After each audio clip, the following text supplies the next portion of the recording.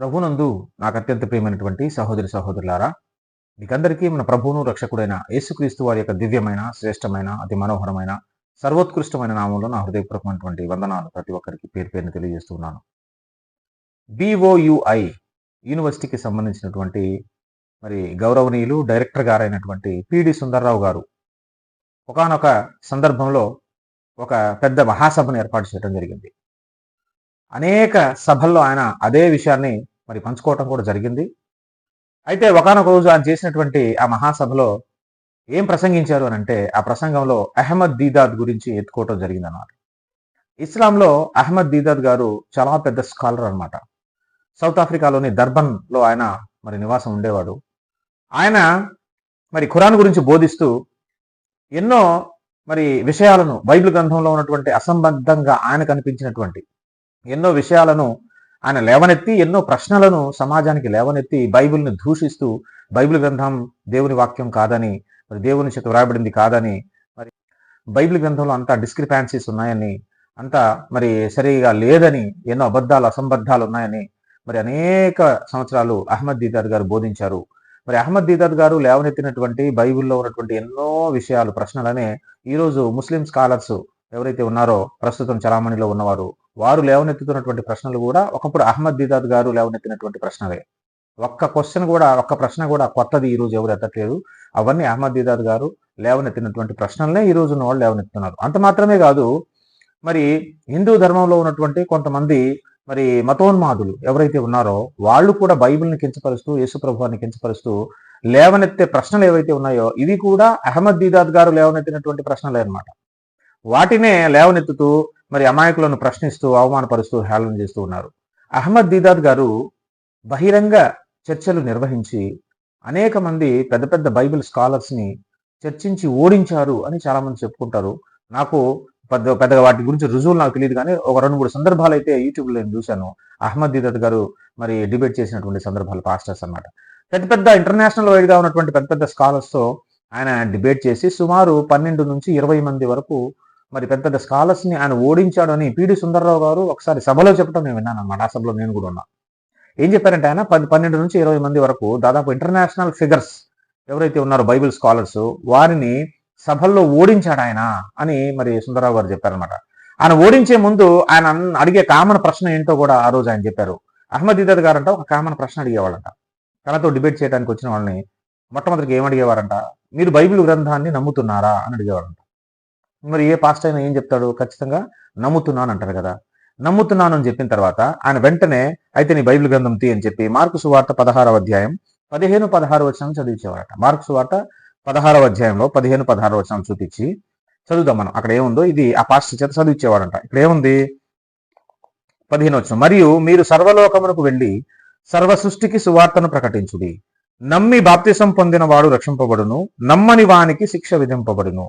నమ్మిన వారి వలన ఈ సూచక క్రియలు కనబడును. 17వ వచనంలో, నమ్మిన వారి వలన ఈ సూచక క్రియలు కనబడును ఏవనగా, నా నామమున దయ్యములను వెళ్ళగొట్టుదురు, కొత్త భాషలు మాట్లాడుదురు, పాములను ఎత్తిపట్టుకుందురు, మరణకరమైనది ఏది తాగినను అది వారికి హాని చేయదు, రోగుల మీద చేతులు ఉంచినప్పుడు వారు స్వస్థత నొందుదురు అని వారితో చెప్పాను.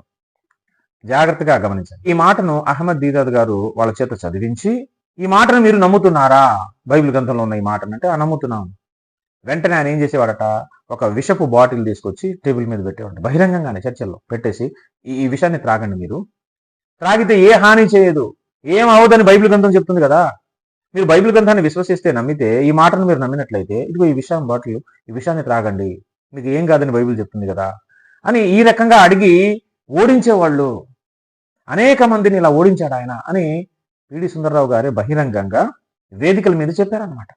అలాంటి అహ్మద్ దీదాద్ గారిని నేను ఓడిస్తాను, మీరు వాళ్ళతో వీళ్ళతో కాదు, దమ్ముంటే నాతో పోటీకి రండి, ఇక్కడ విజయవాడ PW గ్రౌండ్లో ఏర్పాటు చేసుకుందాం, మీరు రండి, మిమ్మల్ని నేను ఓడిస్తాను, బైబిల్ తెలియని వాళ్ళ దగ్గర కాదు, వాళ్ళ దగ్గర కాదు, నా మీదకి పోటీకి రండి అని ఆయన లెటర్లు రాశాడంట.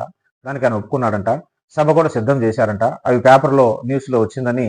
అది ఆ సభ జరగలేదు, చెదరగొట్టారు, అది వేరే సంగతి అనుకోండి. అయితే ఆ సభ ఇట్లా ఏర్పాటు చేశామని ఆ క్లిప్పింగ్స్ అని వాళ్ళ జయశాలి సింహగర్జన గ్రంథంలో కూడా అవి ప్రింట్ చేసుకున్నారు. అయితే ఆయన పిడి సుందర్రావు గారు ఏం చెప్పారంటే, నేను ఎలా ఓడిస్తానో మీకు చెప్తాను చూడండి. ఆయన రాలేదు, కానీ ఆయన వచ్చి ఉంటే నేను ఎలా ఓడించేవాడినో నేను మీకు అందరికి వివరిస్తాను చూడండి ఆ రోజు ఆయన సభలో చెప్పారన్నమాట. ఏం చెప్పారు అంటే, అసలు ఈ మాట బైబిల్ గ్రంథంలో మన కోసం రాయించలేదు. ఇది అపోస్తలులకు ఇచ్చిన మాట.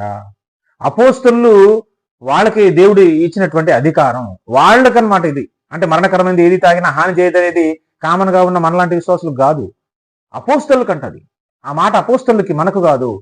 ఈ పిచ్చి పాస్టర్లకు తెలియక ఆయన ముందు ఓడిపోయారు. కానీ నేనైతే ఇది మాకు కాదు, సాధారణ విశ్వాసులకు కాదు ఇది చెప్పింది, ఇది అపోస్తలులకు 12 మంది శిష్యులకు చెప్పాడు ఆయన. వాళ్ళు తాగితే వాళ్ళకి ఏమవదు, అంతేగాని మనం తాగితే మనకు హాని జరుగుతుంది. ఈ మాట వాళ్ళకు వర్తిస్తుంది, వాళ్ళకి చెప్పాడు, అది మనకు కాదు అని నేను చెప్పి ఈజీగా ఓడించేవాడిని అని చెప్పారనమాట ఆయన.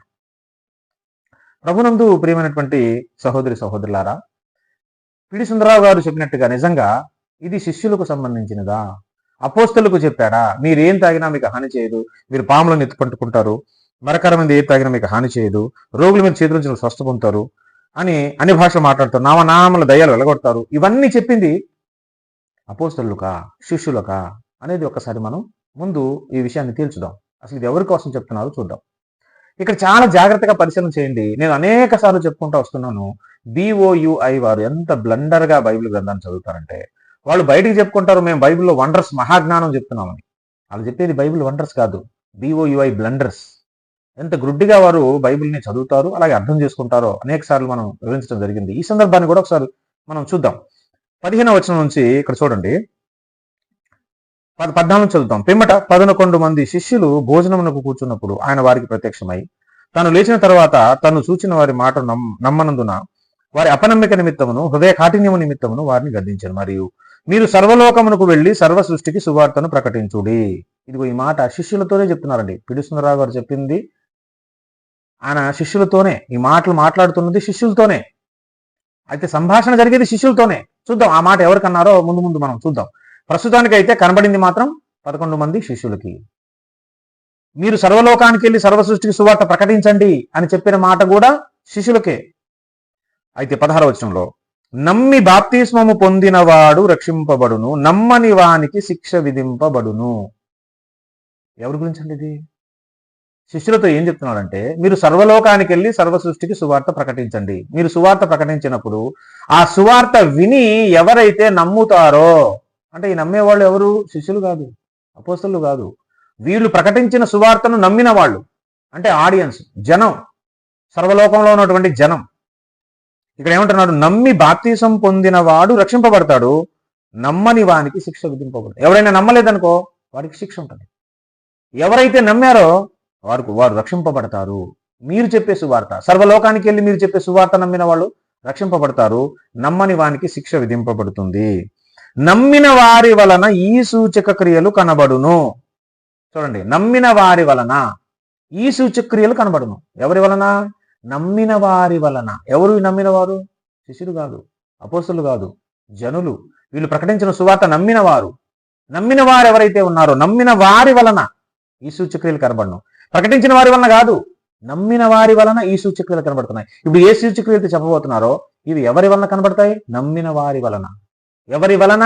శిష్యుల వలన కాదు, ప్రకటించిన వారి వలన కాదు, అపోస్తలుల వలన కాదు, నమ్మిన వారి వలన. ఆపోజిట్ లో నమ్మిన వారి వలన. నమ్మిన వారి వలన ఈ సూచక్రియలు కనబడును. ఏమనగా, నా నామమున దయ్యములను వెళ్ళగొట్టుదురు. ఎవరు? నమ్మిన వారు. అంటే ఎవరు? విశ్వాసులు. ఎవరైతే నమ్ముతారో వారు. నమ్మిన వారి వలన ఈ సూచక్రియలు కనబడతాయి. ఏంటేంటి? నా నామమున దయ్యాలను వెళ్ళగొడతారు, కొత్త భాషలు మాట్లాడతారు, పాములు ఎత్తు పట్టుకుంటారు, మరణకరమైంది ఏది త్రాగినను అది వారికి హాని చేయదు. మీకు కాదు, ప్రకటించే శిష్యులైన మీకు కాదు, అపోస్తలైన మీకు కాదు, వారికి. ఎవరు వారు? నమ్మిన వారు. ఏమంటే జాగ్రత్తగా ఆలోచించండి. బైబిల్ గ్రంథం నేను ఏమి కల్పనా కథలు చెప్పట్లేదు, ఎక్కడో స్టోరీలు చందమామ కథలు చెప్పట్లేదు. మీ చేతుల్లో ఉన్న బైబిల్ గ్రంథాన్ని స్పష్టంగా చదువుతున్నాను అంతే, అంతకుమించి ఎలాంటి మర్మాలు చెప్పట్లేదండి. యాజ్ ఇట్ ఈస్ ఏముందో చదువుతున్నాను. నమ్మిన వారి వలన ఈ సూచక్రియలు కనబడతాయి. నా నామమున దయ్యాలను వెళ్ళగొడతారు, కొత్త భాషలు మాట్లాడతారు, పాములు ఎత్తి పట్టుకుంటారు, మరణకరమైనది ఏది త్రాగినను అది వారికి హాని చేయదు, రోగుల మీద చేతులు ఉంచినప్పుడు వారు స్వస్థత నొందుదురని వారితో చెప్పాను. ఎవరు వీరు? ఇక్కడ ఎవరు? వీరెవరు? ఎవరైతే నా శిష్యులు ఉన్నారో, అపోస్తలులు, వారన్నమాట. ఈ మాటలన్నీ వాళ్ళతో చెప్పాను. అర్థమైందండి? ఎవరి వలన సూచక్రియలు జరుగుతాయి? నమ్మిన వారి వలన. ఎవరు ఎవరు పాములను ఎత్తుపట్టుకుంటారు, ఎవరు మరకన్ను త్రాగిన హాని చేయదంటే ఎవరైతే నమ్ముతారో వారి వలన ఇదిగో ఈ సూచక్రియలన్నీ కనబడతాయి. అంటే ఇది నమ్మిన వారందరికీ వర్తిస్తుంది తప్ప అపోస్తలులకే శిష్యులకే కాదు ఈ మాట. ఏమండి, అది నేడు జరుగుతున్నదా జరగట్లేదా అనేది తర్వాత సంగతి. ఆ మ్యాటర్ ఇప్పుడు మనం మాట్లాడలేదు, అది వేరే సబ్జెక్టు.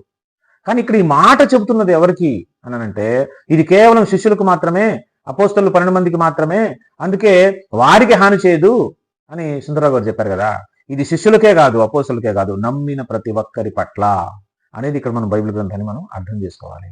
అంటే ఎంత బ్లండర్గా మీరు బైబిల్ గ్రంథాన్ని అర్థం చేసుకుంటారో చదువుతారో అనే విషయం మీ దృష్టికి తీసుకొచ్చే ప్రయత్నం చేస్తున్నంత మాత్రమే. ఏమంటే ఇది నమ్మిన ప్రతి వారి పట్ల అందరికీ వర్తించే వాక్యం, కానీ ఇది అపోస్తలకు మాత్రమే వర్తించే వాక్యం కాదు అన్న విషయాన్ని మీరందరూ గ్రహించాలి అని నేను చెప్తున్నాను అనమాట. వీరు ఎందుకు ఈ మాటలన్నీ ఎత్తుకున్నారు, ఎందుకు ఇట్లా వక్రీకరిస్తున్నారు అంటే వీళ్ళ మనస్సులో ఉన్నది ఒకే ఒకటి. ఏంటంటే పరిశుద్ధాత్మ వరాలు లేవు, స్వస్థపరచు వరాలు లేవు. అంత మాత్రమే కాదు, స్వస్థపరిచే వరాలు కలిగినటువంటి భక్తులను దూషించడం ద్వేషించడం కూడా వీళ్ళ పరిచర్యలో ఒక భాగమే. ఎవరైతే స్వస్థతలు అద్భుతాలు చేస్తున్నారో సమాజంలో, ఏ దైవజనులు అయితే దేవుని చేత వాడబడుతున్నారో, సూచక్రియలు జరిగిస్తూ ఉన్నారో వారిని అవమానపరచడం, వారిని దూషించడం, వారిని ద్వేషించడం, వారిని దుమ్మెత్తిపోయటం, వారి అబద్ధికులను చెప్పటం, ఇట్లా రకరకాలుగా మరి బోధిస్తూ చాలా పెద్ద పెద్ద వాళ్ళని, గొప్ప గొప్ప వాళ్ళని కూడా వాళ్ళు దూషిస్తూ ఉన్నారు. ఒక సందర్భాన్ని మనం ఈ వీడియో క్లిప్పింగ్ చూపిస్తాను చూడండి. పిడి సుందరరావు గారు ఒకసారి ఎవరిని దూషిస్తూ, ఎవరిని హేళన చేస్తూ, ఎవరిని అవమానపరుస్తూ ఏం మాట్లాడారో ఒకసారి మనం వీడియో చూద్దాం. దయచేసి జాగ్రత్తగా వినండి.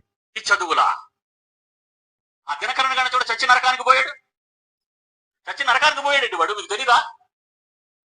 వాడేం కట్టించాడు చూసారండి, దినకరం గాడు చచ్చిపోయి నరకానికి పోయాడు వాడు అంటున్నారండి పిడి సుందరరావు గారు. సరే, దినకరం గారిని వాడు అనటం అనేది దాని గురించి నేను మాట్లాడను. అది ఆయన సంస్కారానికి, ఆయన వ్యక్తిత్వానికి సంబంధించింది. మన వ్యక్తిత్వం ఎలాగుంటుందో దాన్ని బట్టి మన మాటలు వస్తాయి కాబట్టి సరే, ఆ గౌరవం ఇచ్చిపుచ్చుకునే దాని విషయంలో నేను మాట్లాడలేదు. కానీ వాడు చచ్చి నరకానికి పోయాడు అంటున్నారు. ఏమండి, చూసారా సుందరరావు గారు, చూసారా ఆ నరకానికి పోవటం? ఒక వ్యక్తి ఎక్కడికి వెళ్ళారనేది మనకు తెలుస్తుందా? మనం చూడగలుగుతామా? అయినా ఒక వ్యక్తి నరకానికి పోవాలంటే ఎలాంటి వ్యక్తి నరకానికి పోతారో కనీస జ్ఞానం మనకు ఉండక్కర్లేదండి. మనం ఒక మాట మాట్లాడే ముందు అంత గొప్ప దైవజనుడు, అంత కన్నీటి ప్రార్థనా పరుణ్ణి, గంటల 18 గంటల వరకు ప్రార్థన చేసి మోకాళ్ళ మీద ఉండేటువంటి మహానుభావుడు ఆయన. లక్షల మందిని రక్షణలోకి నడిపించిన గొప్ప దైవజనుడు ఆయన డిజిఎస్ దినకరం గారు. ఆయన పేరెత్తడానికి కూడా నాకైతే అర్హత లేదు. అంత మహా గొప్ప వ్యక్తి ఆయన. ఎంత ప్రార్థనా పరుడో తెలుసా? కన్నీరు గారుస్తూ వాక్యం చెప్తాడు ఆయన. హృదయంలోంచి వస్తాయి ఆయన చెప్పే మాటలు. ఎంత రెస్పెక్ట్ ఇచ్చి మాట్లాడో తెలుసు, దైవజనులు ఎంత గౌరవిస్తారో తెలుసా ఆయన. ఆయన మీటింగ్ పెడితే 1,00,000 కంటే పైన వస్తారు జనం. ఎంత గొప్ప పరిచయం చేశాడు తెలుసా, ఎంత మందిని రక్షణ నడిపించాడు తెలుసా, ఎంత బైబిల్ జ్ఞానం కలిగిన వ్యక్తో తెలుసా ఆయన. అలాంటి వ్యక్తి నరకానికి వెళ్తారా?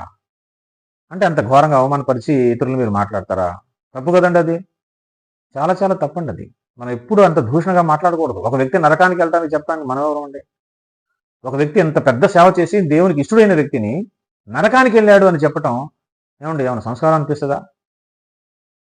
నరకానికి వెళ్ళారు అని చెప్తాను. నరకానికి ఒక వ్యక్తి వెళ్ళాడంటే ఎంత భయంకరమైన పాపాలు చేయాలండి. ఏం పాపాలు చేశాడు ఆయన? వ్యభిచారం చేశాడా? దొంగతనాలు చేశాడా? నరహత్య చేశాడా? ఏంటి, ఆయన ఎంత గొప్ప సేవ చేశాడో తెలుసా? అసలు ఆయన క్యారెక్టర్ ఎంత గొప్పదో తెలుసా? ఆయనకు ఒక్క భార్యే, తెలుసు కదా విషయం. ఇన్ని విషయాలలో అంత గొప్ప సేవ చేసిన వ్యక్తిని మీకు నచ్చని కారణంగా మీ సిద్ధాంత బోధ విషయంలో వారిది మీది ఒకటి కాదని, ఆయన ఏదో బిల్డింగ్ కట్టుకున్నారని ఆ బిల్డింగ్లు చూసి ఉక్రోషంతో కడుపు మండి మీరు ఇంత పెద్ద పెద్ద మాటలు చెప్పేస్తున్నారంటే, స్వస్థత వరం కలిగిన వ్యక్తుల్ని ఇంత బహిరంగంగా దూషించటం, నరకానికి పోయాడని చెప్పటం అదేం సంస్కారం అనిపిస్తుంది సార్? చాలా చాలా తప్పండి. మీరు చాలా పెద్దోళ్ళు, మిమ్మల్ని చాలా గౌరవిస్తున్నాం మేము. అందుకే చూడండి, ఇంత దురుసుగా ఎందుకు మాట్లాడారు వీళ్ళు అని అంటే, బైబిల్ గ్రంథంలో ఉన్నటువంటి స్వస్థత వరాలను వీరు నమ్మరు కాబట్టి. ఆ నమ్మరు కాబట్టి ఇప్పుడు ఈ మాటలను అకామిడేట్ చేయడం కోసం ఈ మాట తీసుకొచ్చి ఎవరికి యాడ్ చేశారు అని అంటే, శిష్యులకు, అపోస్తలుకి యాడ్ చేశారు. చూస్తున్నారు కదా ప్రియ స్నేహితులారా, మీరు వింటున్నారు కదా అక్కడ వాక్యం దేని గురించి మాట్లాడుతుందో, ఎవరి గురించి మాట్లాడుతుందో. ఎంత ఈజీగా గురుడి కొట్టించేస్తారంటే వీళ్ళు నమ్మేవాళ్ళు నిజంగా అసలు ఏం బైబిల్ చదువుతున్నారో, ఏం బైబిల్ నేర్చుకుంటున్నారో కనీసం ప్రశ్నించాలి కదా, అడగాలి కదా. అక్కడ ఇదేంటండి, ఇక్కడ నమ్మిన వారి వలన ఈ సూచక్రియలు అని అంటుంటే చెప్పేవారు అపోస్తలకు అప్లై చేస్తారు, వాళ్ళకైనా వర్తిస్తుందని చెప్తారు. ఏంటి సార్ మీరు అడగాలి కదండి. అంటే అర్థం ఏంటి? ఆ గురుడి ఆ మైకంలో ఉంటే ఏమీ అర్థం కాదు. సత్యంలో ఉన్నాం అనుకుంటారు, అందరికంటే ఎక్కువ మహాజ్ఞానం అనుకుంటారు. అసలు ది వరస్ట్ బోధ ఇది. ప్రపంచంలో అన్ని సంఘాల్లో బోధించే బోధల కంటే ది వరస్ట్ బోధ ఇది. ఇంత కళ్ళ ముందే ఇంత గుడ్డిగా డీవియేట్ చేసేస్తున్నారు. అక్కడ ఉన్న ప్యాసేజ్ని చదవటం కూడా అర్థం కావట్లేదు. దాన్ని ఎన్నో మాటలు చెప్పి, ప్రగల్భాలు చెప్పి, పెద్ద పెద్ద వారిని దూషించి, హేళన చేసి మాట్లాడటం. ఇదేం పరిచయం అండి? కాబట్టి ప్రియులారా, గమనించండి, అబద్ధ బోధలు ఎంత తేనె పూసిన కత్తిలాగా ఉంటాయంటే చాలా మృదువుగా ఉంటాయి. ఈజీగా మనుషుల్ని మాయం చేసేస్తారు, మోసం చేసేస్తారు, తప్పు ట్రాక్లోకి తీసుకెళ్తారు. కాబట్టి మోసపోకండి ప్రియ స్నేహితులారా. టెక్నాలజీ మారింది. మీరు కూడా వ్యక్తిగత బైబిల్ స్టడీ చేయండి ఇంటి దగ్గర. చెప్పింది ప్రతిదీ రాసుకొని అదే నమ్మేమాకండి. అది ఎంతవరకు వాస్తవం, దాని పూర్వపరాలు ఏంటి, ముందు వెనక చదవండి. ఆ లేఖన భాగాన్ని బాగా స్టడీ చేయండి, డీప్గా ప్రశ్నించండి, సత్యాన్ని తెలుసుకోండి, సత్యాన్ని నమ్మండి. అబద్ధ బోధన, ఈరోజు ఇలాంటి అబద్ధ బోధనలు నమ్మి మీ జీవితాలు పాడు చేసుకోవద్దు. రేపు క్రీస్తు న్యాయపీఠం ఎదుట సిగ్గుపడవలసి వస్తుంది, అవమానంతో తల దించుకోవాల్సి వస్తుంది మీరు చేసినటువంటి అబద్ధ బోధనలు బట్టి, పరిచయలను బట్టి. కాబట్టి జాగ్రత్తగా దేవుని గద్దింపు గురి కావద్దు. సత్యాన్ని నమ్మండి, సత్యం ముందు ప్రతిష్ఠించబడింది, సత్యాన్ని ప్రకటించండి. దేవుడు మీకు సహాయం చేయను గాక. ఆమేన్.